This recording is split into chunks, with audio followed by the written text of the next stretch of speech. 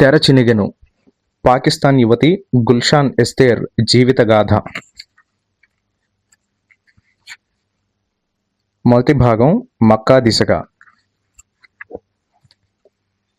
నా వ్యాధిని బట్టి 1966వ సంవత్సరంలో ఇంగ్లాండ్ దేశమునకు వెళ్ళవలసి వచ్చింది.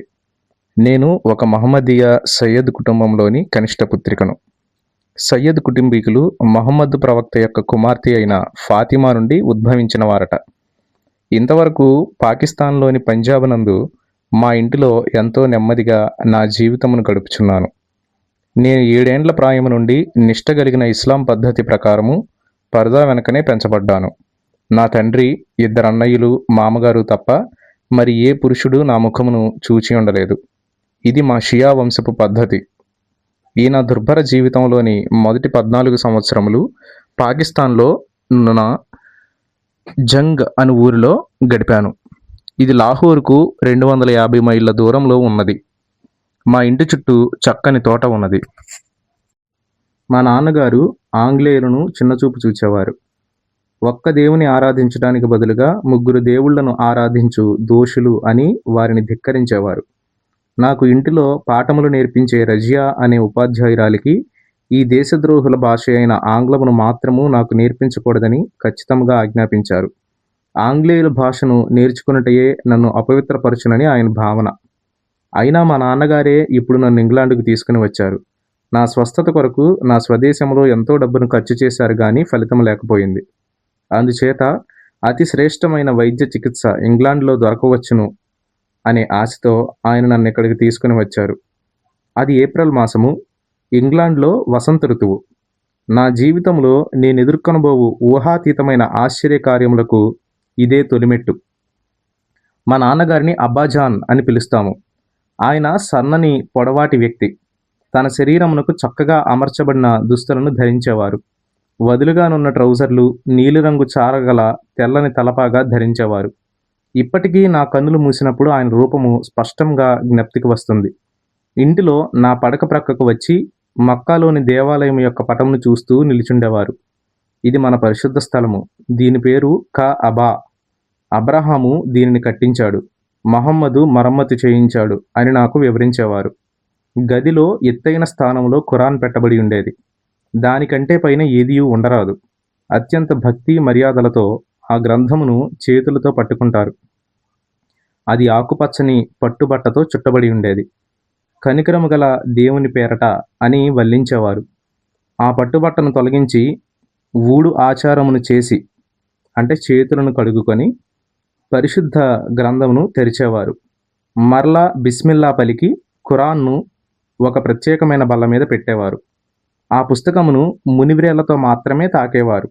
నా పనికత్తెలు నన్ను కూడా ఊడు ప్రకారము శుద్ధీకరించి నాన్నగారి ప్రక్కన కుర్చీ మీద కూర్చుండబెట్టేవారు. నాన్నగారు ఆ పవిత్ర వాక్కులను వ్రేలితో నాకు చూపించేవారు. నేను ఆయనను సంతోషపరచడానికి ఎంతో శ్రద్ధతో లోకమందంతటా మహమ్మదీయులు వల్లించు ఫతీహా అను ప్రార్థనను వల్లించేదాను. ఆ పవిత్ర వాక్కులు: సృష్టికి ప్రభువును, తీర్పు దినమునకు రాజును, కనికరము దయగలిగిన అల్లా స్తుతింపబడునుగాక. నిన్నే మేము పూజింతుము, సహాయము కొరకు నీకే మేము ప్రార్థింతుము. నీ కోపాగ్నికి పాత్రులైన వారి మార్గమునగాక, నీ త్రోవను తప్పి తిరిగడు వారి మార్గమునగాక, నీ అనుగ్రహము నొందిన వారు నడిచిన మార్గములో, తిన్నని మార్గములో మమ్మను నడిపించుము. నాన్న, నేడు మనము సురా నుండి ఇమ్రాన్లను చదువుదామమ్మా అనేవారు. లేఖనములను స్థిరపరచడానికి ముందుగా ఆయన ఈ సత్యగ్రంథమును నీకు బయలుపరిచారు. మానవులను నడిపించడానికి, మంచి చెడులను వివేచించడానికి తోరాను, సువార్తను దీనికి ముందే దయచేశారు. ఇట్టి మత విద్య నాకు మాత్రమే ప్రత్యేకమైనటిది కాదు. మహమ్మదీయ కుటుంబంలోని బిడ్డలకందరికీ చిన్న వయసు నుండి ఇలా బోధిస్తారు. పరిశుద్ధమైన ఖురాన్ను అరబ్బీ భాషలో మాత్రమే చదవాలి. అరబ్బీ భాష నుండి మరి ఏ భాషలోనికి తర్జుమా చేయకూడదు. తర్జుమా చేయనప్పుడు దీని పొల్లైనా మారక తప్పదు. అందుకే ఈ నిషేధము. పిల్లలకు 7 సంవత్సరాల ప్రాయం వచ్చినప్పుడు వారికి మంచి చెడులను వివేచించే వయసు వచ్చిందని భావిస్తారు. గనుక అప్పటికే ఖురాను గ్రంథమును పూర్తిగా చదివినందున ఒక ఉత్సవ విందును ఏర్పాటు చేస్తారు. దీనిని పరిశుద్ధ ఖురాన్ విందు అంటారు. నాకును అలాగుననే ఒక విందు ఏర్పాటు చేశారు. బంధువులను, స్నేహితులను, పొరుగువారిని ఆహ్వానించారు. మా ఇంటి ప్రాంగణంలో స్త్రీలకు, పురుషులకు మధ్య ఒక తెరను కట్టి అతిథులను కూర్చుండబెట్టారు. మతనాయకుడైన ముల్లా విచ్చేసి నేనీ యుక్త వయస్సును అందుకునినందుకు ప్రార్థనలు వల్లించారు. స్త్రీలు కూడా వారి ముచ్చట్లను ఆపి ఆసక్తితో ఆలకించారు. మేము సురాలోని చివరి భాగమునకు చేరాము. అది నేను ప్రశ్నలకు ఉత్తరము ఇయ్యవలసిన ఘట్టం. చిన్నబేటి, చాలా చక్కగా చేశావు. ఇప్పుడు నేను అడిగే ప్రశ్నలకు జవాబిమ్ము అని సంతోషముతో నా వైపు చూస్తూ నాన్నగారు పలికారు. అల్లా ఎక్కడున్నాడు? అల్లా అంతటా ఉన్నాడు అని బదులు చెప్పాను. నీవు భూమిపై చేయు కార్యములన్నింటినీ అల్లా ఎరుగునా? అవును. ఇహమందు నేను చేయు క్రియలన్నింటినీ, అవి మంచివైనను చెడ్డవైనను సరే, అల్లా ఎరుగును. ఆయనకు మరుగైనదేదియూ లేదు. నా రహస్య తలంపులు కూడా ఆయన ఎరుగును. అల్లా నీ కొరకు ఏం చేశారు? అల్లా నన్ను సృష్టించారు. ఈ లోకమంతటినీ సృష్టించింది ఆయనే. ఆయన నన్ను ప్రేమించుచున్నారు. నా విషయమై మంచి ఆలోచనలు కలిగి ఉన్నారు. నా మంచి కార్యములకు పరలోకంలో నాకు ప్రతిఫలమిస్తారు గాని నేను చెడు చేసిన యెడల నాకు నరకంలో శిక్షను విధిస్తారు. నీవు అల్లా ప్రేమను ఎట్లా పొందగలవు? అల్లా చిత్తమునకు పూర్తిగా నన్ను నేను సమర్పించుకున్నట ద్వారా, ఆయన ఆజ్ఞలకు విధేయత చూపుట ద్వారా ఆయన ప్రేమను పొందగలను. అల్లా చిత్తమును, అల్లా ఆజ్ఞలను నీవెట్లు తెలుసుకొనగలవు? పరిశుద్ధ ఖురాన్ నుండి, ఆయన ప్రవక్త అయిన మహమ్మద్ మాటల ద్వారా నేను అల్లా చిత్తమును, ఆయన ఆజ్ఞలను తెలుసుకొనగలను. అల్లా దీవెన, సమాధానం ఆయనపై ఉండునుగాక. షభాష్, బాగా జవాబిచ్చావమ్మా. మరి నీవింకేమైనా తెలుసుకొని కోరుచున్నావా? నీవు అడగవలసిన ప్రశ్నలు ఏమైనా ఉన్నాయా అని నాన్నగారు నన్ను అడిగారు. అందుకు నేను, ఇతర మతముల కంటే మన ఇస్లాం ఎట్లు ఉన్నతమైనది, శ్రేష్టమైనది, దయచేసి చెప్పండి అని అడిగాను. ఇతర మతములను గురించి నాకేమీ తెలియదు గాని మా మతమును గురించి మా నాన్నగారు గొప్పగా చెప్పడాన్ని వినగోరి ఇలా ప్రశ్నించాను. గుల్షాన్, ఈ సత్యములను ఎన్నటికీ మరువకు సుమి. మహమ్మదే దేవుని మహిమయ్యున్నాడు. అందుకే మన మతము ఇతర మతముల కంటే ఉన్నతమైనది. అనేక మంది ప్రవక్తలున్నారు గాని మహమ్మద్ దేవుని యొక్క చివరి వర్తమానమును తెచ్చినవాడు గనుక ఆయన తరువాత మరి ఒక ప్రవక్త అవసరం లేదు. అంతేకాదు, మహమ్మద్ దేవుని సేవకుడు, స్నేహితుడు. ఆయన విగ్రహములన్నింటినీ నాశనము చేసి విగ్రహారాధికులను ఇస్లాంకు మార్చాడు. దీనికి మించి దేవుడు ఖురాన్ గ్రంథమును మహమ్మద్కు అందించాడు. ఇతర వేదములున్నాయి గాని చివరిగా దేవుడిచ్చిన గ్రంథమునే మనము వెంబడించాలి. మిగిలిన వేదములన్నీ అసంపూర్ణములే. నేను జాగ్రత్తగా వినుచుండగా నాన్నగారి మాటలు అలాగే నా మనసులో నాటుకుని పోయాయి. ఇంకా సమయం ఉంటే నా గదిలోనున్న మక్కా మసీదు పటమును గూర్చి తెలుపమని అడిగేదానను. మహమ్మదీయులకు అందరికీ మక్కా అయస్కాంతం వంటిది. ఈ పవిత్ర పట్టణమునకు యాత్ర చేస్తే ఎలాగుంటుందోనను విషయములను మరలా అడిగేదానను. మసీదు నుండి నమాజు గట్టిగా చెప్పుచుండగా మా ఊర్లోని వారందరూ దినమునకు 5 మార్లు మక్కా వైపునకు తిరిగి ప్రార్థిస్తాము. నమాజు శబ్దము బజారు అల్లర్లకు, రోడ్ల మీది వాహనముల రద్దీకి పైగా వినబడుతుంది. ఆ స్వరము మా ఇంటిలోనికి వినిపిస్తుంది. ప్రాతకాలమున, మధ్యాహ్నమున, సంధ్యా సమయమున, రాత్రి యందు భక్తిగల వారందరూ ఈ ప్రార్థనలలో పాల్గొంటారు. లా ఇలాహి ఇల్ అల్లాహ్, మహమ్మద్ రసూలుల్లా. దీనర్థం అల్లా తప్ప వేరొక దేవుడు లేడు, మహమ్మద్ దేవుని ప్రవక్త అను ఆరంభ వాక్కులను వినేవారము. నాన్న వాటినన్నింటినీ నాకు వివరించారు. ఆయన 2 మార్లు మక్కాకు యాత్ర చేశారు కదా. ఒకసారి ఒంటరిగా, రెండవసారి అమ్మను వెంట పెట్టుకుని వెళ్ళి ఉన్నారు. తన జీవిత కాలంలో కనీసము ఒక్క మారైనా మక్కా యాత్ర చేయుట ప్రతి మహమ్మదీయుని కర్తవ్యం. ఐశ్వర్యవంతుడైన ఎడల తన శక్తి కొలది మరలా వెళ్ళవచ్చును. మహమ్మదీయ మతము 5 మూలస్తంభములపై కట్టబడి ఉన్నది. ఈ 5 నియమములు లోకంలోనున్న మహమ్మదీయులందరినీ ఐక్యపరుస్తాయి. అవి: ఇమాన్, దేవుడొక్కడే, మహమ్మద్ దేవుని ప్రవక్త అని నమ్ముట. నమాజ్, దినమునకు 5 సార్లు ప్రార్థించుట. రంజాన్ మాసములో ఉపవాసముండుట. జకాత్, ఆస్తిలో కొంత పేదలకిచ్చుట. హజ్, మక్కా మదీనా యాత్రలు చేయుట.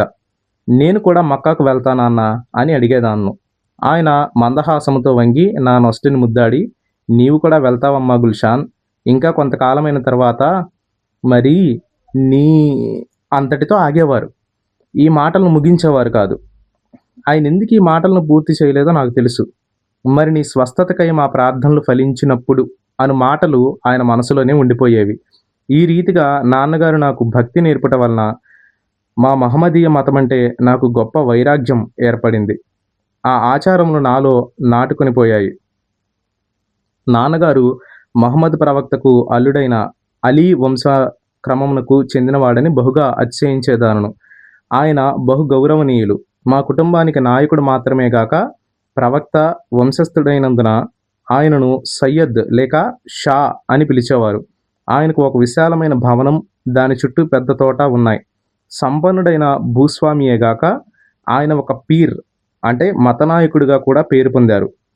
మత గురువైన ముల్లాగారు కూడా తీర్చలేని మత సంబంధమైన అనేక ప్రశ్నలకు నాన్న దగ్గర జవాబులు పొందడాన్ని బట్టి మా కుటుంబం ఎంతో గౌరవ స్థాయిని పొందిందో నేను గ్రహించాను. నా బాల్యకాలంలో నా లేత మనసు మృదువైన రోజా మొగ్గవలే మెల్లగా వికసించు వేళలో దేవుడే నాకు ఈ భక్తి అభ్యాసం ఏర్పాటు చేశాడని నాకు తర్వాత అర్థమైంది. నా పేరు గుల్షాన్ అనగా ఉర్దూలో పువ్వులకు నిలయమైన తోట అని భావం. ఇట్లు వ్యాధిగ్రస్తురాలనైన నాకు ఈ పేరు తగునా? అయినా నాన్నగారు నన్ను అతి ప్రేమతో కడు జాగ్రత్తగా పెంచారు. తన ఇద్దరు కుమారులైన సఫ్తర్ షా, అలీం షాలను, ముగ్గురు కుమార్తెలైన అనీస్ బీబీ, సమీనాలను నేను కుమార్తెగా జన్మించి ఆయనను నిరాశపరిచినప్పటికీ అందరినీ ఆయన సమానంగా ప్రేమించారు. నాకు 6 నెలల ప్రాయంలో టైఫాయిడ్ జ్వరము తీవ్రంగా తాకింది. ఆ జబ్బులో నా ఎడమ కాలు, ఎడమ చెయ్యి పడిపోయాయి. కాబట్టి శిశువుగానున్నప్పుడే నేను అవిటిదాన్నైపోయాను. నా తల్లి అతి త్వరలోనే చనిపోయింది. ఆమెను నేనెరుగను గాని చివరిగా ఆమె నా తండ్రితో, షాజీ, ఈ చిన్న గుల్షాన్ నిమిత్తము మీరు తిరిగి వివాహం ఆడకండి అని మిమ్మల్ని బ్రతిమాలుచున్నాను. అయ్యా, ఈ బిడ్డను జాగ్రత్తగా చూచుకొనండి అని పలికిందంట. నా తల్లి నా క్షేమార్థమై ఇట్లు చింతించిందట. మారుతల్లి తన కుమార్తెను సరిగా చూసుకోదేమో అని భయపడిందట. రెండవ భార్య యొక్క పిల్లలతో నా ఆస్తి పంచబడుతుందేమోనని ఆమె అట్లు కోరింది. మా నాన్నగారు నా తల్లి మనవిని అంగీకరించారు. ఎన్నో సంవత్సరములు గడిచినా ఆయన తన భార్యకి ఇచ్చిన వాక్కుని మీరలేదు. మహమ్మదీయ మతములో ఒక పురుషుడు 4 భార్యలను కలిగి ఉండవచ్చును. ధనికులైతే ఇంకా ఎక్కువ మందిని కూడా వివాహం ఆడవచ్చును. అయితే భార్యలనందరినీ సమానంగా చూచుకోవాలి అనేది ఒక షరతు. గాని మా నాన్నగారు ఈ విధంగా నన్ను ప్రత్యేకంగా గమనించుకొనుచూ వచ్చారు. అందును బట్టి 14 ఏండ్ల ప్రాయములో నన్ను ఇంగ్లాండ్కు తెచ్చారు. ఇలా ఇంగ్లాండ్ దేశానికి రావడమే నా మనసును, నా జీవితమును మార్చడానికి కారణమయ్యింది. లండన్ హోటల్ గదిలో నేను మహా నిపుణుడైన ఆంగ్లేయ డాక్టర్ యొక్క మాట కొరకు నిరీక్షణతో కనిపెట్టుచుండినాను. ఈ స్పెషలిస్టు డాక్టర్ గారిని గూర్చి మా నాన్నగారు పాకిస్తాన్లో వినియున్నారు. మేము లండన్కు వచ్చి 3 దినములయ్యింది. నా చెలికత్తెలైన సలీమా, సేమాలు కూడా నాతో వచ్చారు. ఈ డాక్టర్ గారు నా జబ్బు విషయమై ఇవ్వబోయు అభిప్రాయంపై నా భవిష్యత్తు ఆధారపడి ఉన్నది. 3 నెలల చంటిబిడ్డగానున్నప్పుడే మా మేనమామ కుమారునితో నాకు ప్రదానం చేయబడింది. ఆయన పంజాబ్లోని ముల్టాన్ అను ఊరిలో నా స్వస్థతను గూర్చిన శుభవార్తకై చుండినారు. స్వస్థపడితే ఆయనతో వివాహం జరుపుతారు, లేకపోతే నా ప్రధానమును గూర్చిన వడంబడిక రద్దు చేయబడుతుంది. ఇది గొప్ప అవమానముగా ఎంచబడుతుంది. పెండ్లైన స్త్రీ విడాకులు పుచ్చుకొనుట కంటే ఇది మరింత అవమానకరముగా మా దేశంలో ఎంచబడుతుంది. ఇప్పుడు డాక్టర్ గారి కాలు చప్పుడు విని సలీమా, సేమాలు దిగ్గున లేచి తమ దుపట్టాలను సర్దుకొన్నారు. సలీమా నా ముసుగును ముఖంపైకి లాగి కప్పింది. నేను పడక మీద పండుకొని ఉన్నాను. నాలో వణుకు ప్రారంభమైంది. నా జీవితమును తీర్మానించే డాక్టర్ యొక్క ప్రవేశం కదా. నాన్నగారి వెనుక డాక్టర్ గారు వచ్చారు. తన మృదువైన స్వరముతో శుభోదయం చెప్పారు. నేను ఈ డేవిడ్ గారి ముఖమును చూడడానికి వీల్లేదు.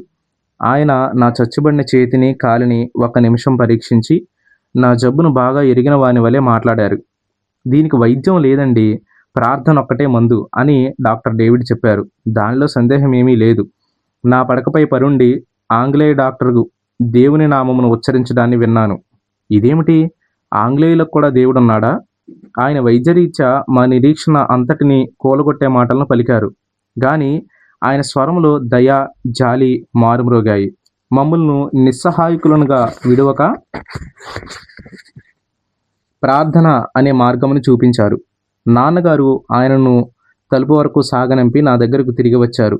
సలీమా నా ముసుగును తొలగించి నన్ను కూర్చుండబెట్టింది. కన్నులలో నుండి నీరు నిండి ఉండగా, నాన్న, ఆయన నన్ను బాగు చేయలేరా అని గద్గద స్వరముతో అడిగాను. నాన్నగారు చచ్చుబడిన నా చేతిని సవరించి, మనకిప్పుడు ఒకే మార్గమున్నదమ్మా, పరలోక ద్వారమును తట్టుదాము. కాబట్టి మనం ఆశించిన రీతిగా మక్కాకు వెళ్దాము అంటూ నా వైపు చూచి చిరునవ్వు నవ్వారు. నా దుఃఖములో ఆయన పూర్తిగా పాలుభాగస్తుడు కదా. అయినా ఆయన నిరాశకు చోటివ్వలేదు. ఆయన మాటలలో నూతనమైన నిరీక్షణను వెలిబుచ్చారు. అవును, దేవుని ఇంటిలో జంజం అను స్వస్థపరచు ఊటయున్నది. ఆ ఊటలో మన హృదయవాంఛ తప్పక తీరుతుంది అన్నారు. ఇప్పుడు నా తండ్రి ప్రయాణ ఏర్పాట్లో ఉన్నారు. లండన్ నుండి యెద్దా విమానాశ్రయానికి చేరాలి. మక్కా యాత్రికులు ఇక్కడ దిగాలి. డాక్టర్ గారు నన్ను బాగు చేస్తారనే ఆశతో ఆయన ఇప్పటి వరకు ఏర్పాట్లు చేయకుండా కనిపెట్టారు. ఇంగ్లాండ్లో స్వస్థపడి మక్కాకు వెళ్ళి దేవునికి స్తుతి చెల్లించగలమని తలంచారు. అందుకే సరిగ్గా మక్కా యాత్రకై ప్రతిష్ఠించబడిన మాసములో మా ప్రయాణం ఉండాలని అన్ని ఏర్పాట్లు చేశారు. కానీ ఇప్పుడు వెంటనే ఏర్పడిన ఈ మార్పులను బట్టి అన్ని ప్రయాణ ఏర్పాట్ల కొరకై మరికొన్ని దినములు కనిపెట్టవలసి వచ్చింది. నాన్నగారికి లండన్లోనున్న పాకిస్తాన్ స్నేహితులను దర్శించే అవకాశం దొరికింది. నాన్నగారిని దర్శింపవచ్చిన కుటుంబములలోని స్త్రీలు నన్ను చూడగోరుట సహజమే గాని, నేను నా జబ్బును గూర్చిన సిగ్గుతో వారిని కలుసుకోవడానికి ఇష్టపడలేదు. అంతగా కృషించి ఎండిపోయిన కాలు చేతులను చూచుటానికి ఎవరాశిస్తారు? నల్లగా చర్మం ముడతలు పడి వ్రేళ్లు పుల్లల వలె ఒక గుత్తుగా వేలాడుచుండినాయి. నా వయసు వారు త్వరలో బంగారు బుట్టా పని కలిగిన ఎర్రని వివాహ వస్త్రములు, నగలు ధరించి మంచి కట్నముతో వారి భర్తల ఇండ్లకు వెళ్ళడానికి సిద్ధపడుచుండగా, ఒక ఏకాకిగా గడపవలసిన జీవితం నా ముందుండింది. నేనొక వ్యక్తిని అనిపించుకోవడానికి తగను. సిగ్గు అను ముసుగు క్రింద దాగి ఉండవలసిన రోగిని. మా గది హోటల్లోని 2వ అంతస్తులో ఉన్నది. నాన్నగారు ప్రక్క గదిలోనున్నారు. అది మంచి తివాచీలతో మంచి సదుపాయముగానున్నది. సలీమా, సేమా అను నా పనికత్తెలు నన్ను కనిపెట్టి చూచుకొనుచున్నారు. నా బట్టలను ఉతికి నాకు వస్త్రములు తొడిగించి వంతుల చొప్పున రాత్రంతా నన్ను కనిపెట్టి చూచుకొనుచున్నారు. నా తండ్రి కొనియుంచిన పుస్తకములు చదువట్లోనూ, దినమునకు 5 మార్లు నమాజుతోనూ, స్నానపానాదులతోనూ దినములు త్వరితముగా గడిచిపోతున్నాయి. కొన్నిసార్లు నా 2 పనికత్తెలు వింత వింత మాటలు నా చెవిన వినబడుతున్నాయి. వారు ఇటు అటు చూడ్డానికి క్రింది అంతస్తుకు వెళ్ళేవారు. హోటల్ బయట కాలు పెట్టడానికి వారికి ధైర్యం లేదు. కిటికీ ద్వారా వారి కంటి చూపు మేరకు బయటి ప్రపంచమును చూస్తూ తృప్తి చెందేవారు. వారు పాకిస్తాన్లోని పల్లెటూరి పిల్లలు. వారి అమాయకపు మాటలు నాకు నవ్వి తెప్పించావి. కిటికీలో నుండి చూస్తూ సలీమా, అబ్బా, ఇది ఎంత అందమైన పట్టణం! ఎంతమంది ప్రజలు నడుస్తున్నారు! అమ్మో, ఎన్ని కార్లు అన్నది. అంతలో సీమ, అయ్యయ్యో, ఆ స్త్రీలు మోకాళ్ళ వరకేనున్న గౌన్లు ధరించారు. అలా వారి కాళ్ళు కనబరుచుకోవడానికి సిగ్గులేదా? స్త్రీలు పురుషులు కలిసి నడుస్తున్నారు. అక్కడిద్దరు చేతులు పట్టుకున్న ఉన్నారు. అదిగో చూడు, వారు ముద్దులు పెట్టుకుంటున్నారు. ఈ ప్రజలకు తిన్నగా నరకమే ప్రాప్తిస్తుంది. మాకు బాల్యం నుండి వస్త్రధారణ విషయమై ఖచ్చితమైన పద్ధతులున్నాయి.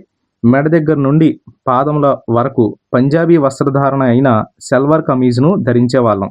మా మెడ చుట్టూ పలుచని దుపట్టాను ధరిస్తాము. అవసరమైనప్పుడు తలపై ముసుగు వలె కప్పుకుంటాం. కావలసినప్పుడు దానితో ముఖమును కప్పుకొని మరుగు చేస్తాము. చలి సమయంలో మా చుట్టూ చుట్టుకుంటాము. బయటికి వెళ్ళినప్పుడు బురకా ధరిస్తాము. అది తల నుండి పాదముల వరకు కప్పుతుంది. దానికి కండ్ల దగ్గర మాత్రము చూడ్డానికి వల అమర్చబడి ఉంటుంది. రోడ్డు మీద ఎవరితోనూ సంభాషించడానికి వీలు లేదు. రోడ్డు మీద వేగముగా నడిచే వాహనాలను చూడడానికి, వినడానికి ఇది అడ్డుగా ఉంటుంది. అయినా ఆది నుండి మా పితరులు ధరించే పద్ధతి ఇది. అందులో దేన్ని నిరాకరించే యోచన కూడా మాకు కలగదు. మాకు ఈ వస్త్రములు కాపుదలనిచ్చే తెర వంటివి. మేము లోకమును చూడగలము గాని లోకం మమ్మను చూడడానికి వీల్లేదు. ఈ పద్ధతిలో పెంచబడిన మాకు లండన్ స్త్రీలు ధరించే గౌన్లు ఎంతో అసహ్యంగా కనబడ్డాయి. ప్రపంచంలోకెల్లా బహు దుర్మార్గమైన పట్టణం లండనే అనే తీర్మానానికి వచ్చాం. మా దేశంలో, మరిముఖ్యంగా మా పట్టణంలో, కుటుంబంలోని దగ్గర బంధువులైన తండ్రి, అన్నదమ్ములు తప్ప మరి ఏ పురుషునితో గాని, కనీసం పనివారితో గాని మాట్లాడితే అది ఎంతో దుష్కార్యంగా ఎంచబడుతుంది. కుటుంబ గౌరవమును కాపాడుటయే పరదా యొక్క ఉద్దేశం. మహమ్మదీయ కుమార్తెల పవిత్రతకు ఒక చిన్న మచ్చ, కలంకం, అనుమానానికి తావు ఉండరాదు. అటు వాటికి భయంకరమైన శిక్ష ఉంటుంది. లండన్ హోటల్లోని సేవకుడు ట్రాలీ మీద దినమునకు 3 సార్లు ఆహారం తెచ్చేవాడు. కొన్నిసార్లు ఒక స్త్రీ తెచ్చేది. సలీమా సేమాలు తలుపు దగ్గర నుండి భోజనం అందుకునేవారు. ఆ ఆంగ్లేయ స్త్రీ యొక్క మొండికాళ్ళను చూడకూడదని నా కండ్లను మూసుకునేదానను. హోటల్ భోజనమునకు విసిగి ఉండటం వలన నాన్న ప్రతిదినము ముస్లిం పద్ధతి ప్రకారము కోయబడి వండించిన కోడి కూరను తెప్పించేవారు. పంది మాంసం మాకు నిషేధం. పంది అని పలుకుటయే మా నోటిని అపవిత్రపరచునని మేము దానికి బదులు బర్లా అనేవారం. బర్లా అనగా అంటరానిది. నాన్నగారు కోడి కూరతో పాటు కూరగాయలు, అన్నం, ఐస్ క్రీం తెప్పించేవారు. మేము కోకో కోలాను సేవించేవారము. ఈ చల్లని పానీయము మా గదిలో ఎప్పుడూ ఉండేది. మా ఊరి కొరకు, కెబాబుల కొరకు, మా ఇంటి చెట్ల మామిడి పండ్ల కొరకు ఆశపడేదానను. నేను దిగులు పడకూడదని నాన్నగారు నన్ను ఇటు అటు తీసుకుని వెళ్ళి లండన్ పట్టణాన్ని చూపించారు. చక్రాల కుర్చీ మీద హోటల్ అంతా చూపించారు. 2 మార్లు నా సహాయకురాండ్రతో ఆ ప్రదేశాన్ని చూడడానికి టాక్సీలో తీసుకుని వెళ్ళారు. ఆంగ్లేయులను గురించి నాకు వివరించారు. ఇది క్రైస్తవుల దేశమమ్మా. వీరు యేసుక్రీస్తును దేవుని కుమారుడు అని నమ్ముతారు. అది ఎంత తప్పు! దేవుడెప్పుడు వివాహమాడాడు? ఆయనకు కుమారుడు ఎట్లు కలిగాడు? ఈ ప్రజలు కూడా ఒక గ్రంథమును అనుసరించుచున్నారు. మన గ్రంథము వారి గ్రంథము కొంతవరకు ఒకటే అని వివరించారు. నాకేమీ అర్థం కాలేదు. మనసులో కలవరం లేచింది. మన గ్రంథం వంటి గ్రంథమును వారు అనుసరించుచున్న ఎడల మనకంటే వారెందుకింత వ్యత్యాసంగా ఉన్నారు అని నాన్నను ప్రశ్నించాను. నాన్నగారు, మనకు నిషేధించబడిన అనేకమైన వాటిని వారు చేయవచ్చును. ఉదాహరణగా వారి పంది మాంసం తినవచ్చును, మద్యపానం చేయవచ్చును. స్త్రీ పురుషుల మధ్య మనవలే పెద్ద ఎడబాటు అక్కర్లేదు. అవివాహితులు ఆఫీసుల్లో కలిసి పనిచేస్తారు. వారి కుటుంబంలోని పిల్లలు పెద్దలను మనవలే అంతగా గౌరవించరు. అయినా వారు మంచి ప్రజలే, క్రమశిక్షణ కలిగిన వారు. వారు తమ పనులను సక్రమంగా సమయానికి చేస్తారు. వారిలో మంచి నీతి ఉన్నది. మన ఆసియా ప్రజల వలె గాక ఒక మాట ఇచ్చినచో దాన్ని నెరవేరుస్తారు అన్నారు. నాన్నగారికి విదేశీయులను గురించి బాగా తెలుసు. పాకిస్తాన్లోని ప్రత్తిని విదేశాలకు ఎగుమతి చేసి ఎంతో కాలం వ్యాపారం చేశారు. వారిని గూర్చి నాన్న, మనకు ఆంగ్లేయులకు మతంలో భేదమున్నది గాని వారు దయార్ద్ర హృదయులు, పరోపకారులు మరియు బాధపడుచున్న వారి ఎడల కనికరం చూపిస్తారు అన్నారు. నాన్నగారు ఆంగ్లేయుల గురించి చెప్పిన ఈ మాటలను తలపోశాను. వారు దయగల ప్రజలట. ఈ శీతలమైన చక్కని ప్రదేశంలో నివసించేవారట. మంచి స్వేచ్ఛను కలిగించు ఒక పుస్తకమును కలిగిన వారట. మా పరిశుద్ధ గ్రంథమునకు వారి గ్రంథమునకు సంబంధం గలదట. మరి మా మధ్యనున్న ఈ వ్యత్యాసమునకు మూల కారణం ఏంటి? 14 ఏండ్ల బాలిక ఈ సందేహములను ఎలా తీర్చుకొనగలదు? ఇది నాకు మించినదని గ్రహించి నా మనసులో చెలరేగుచున్న మత సంబంధమైన ప్రశ్నలను వదిలి ఎంతో కాలంగా వాంఛించిన మక్కా యాత్ర వైపు నా దృష్టి సారించాను. ఈ పైన చెప్పబడిన వాటికి జవాబులను కొన్ని సంవత్సరాల తర్వాత మాత్రమే పొందగలిగాను.